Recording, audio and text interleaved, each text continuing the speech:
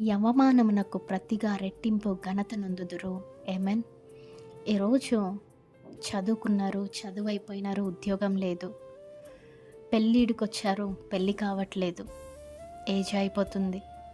పెళ్ళి అయింది, సంవత్సరాలైనా కూడా సంతానం లేదు.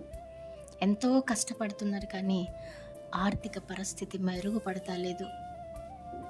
మరి ఇలా అనేకమైన సమస్యలతో ఎంతోమంది మిమ్మల్ని అవమానిస్తున్నారేమో.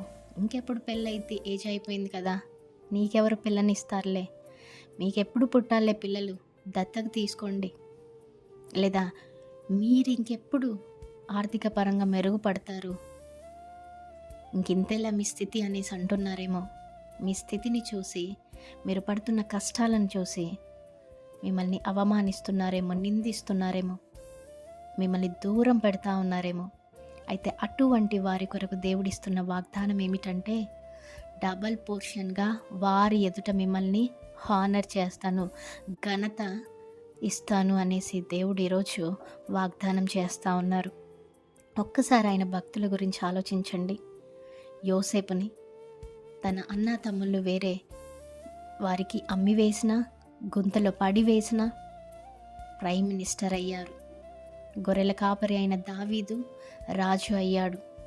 యోబు జీవితంలో మరి తన ప్రమేయం లేకుండా ఒక అనారోగ్యం వచ్చి ఉంటే భార్య, స్నేహితులందరూ చూసి నవ్వారు. కానీ అట్ లాస్ట్ ఏం జరిగిందండి? యోబును డబల్ పోర్షన్గా దేవుడు బ్లెస్ చేయడం చూస్తాము.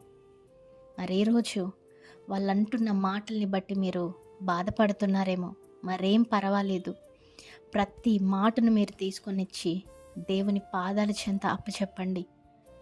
మరి నా అవమానాన్ని రెట్టింపు ఘనతగా నా దేవుడు నన్ను మార్చి ఉన్నాడు. నేనే ఒక లైవ్ ఎగ్జాంపుల్ని, ఒక లివింగ్ ఎగ్జాంపుల్ని.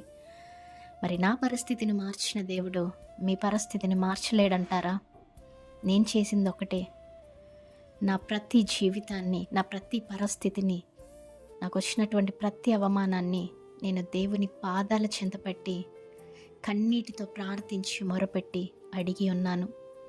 ఈరోజు నన్ను దేవుడు అందరి ఎదురుగా ఒక ఘనతను తీసుకొని వచ్చి ఉన్నారు. ఈరోజు మీరు కూడా అదే చేయండి. తప్పకుండా మీ ప్రతి పరిస్థితిని మార్చివేసి మీకు రెట్టింపు ఘనతను తీసుకొని వస్తారు. ఆమేన్. నమ్మండి, విశ్వసించండి.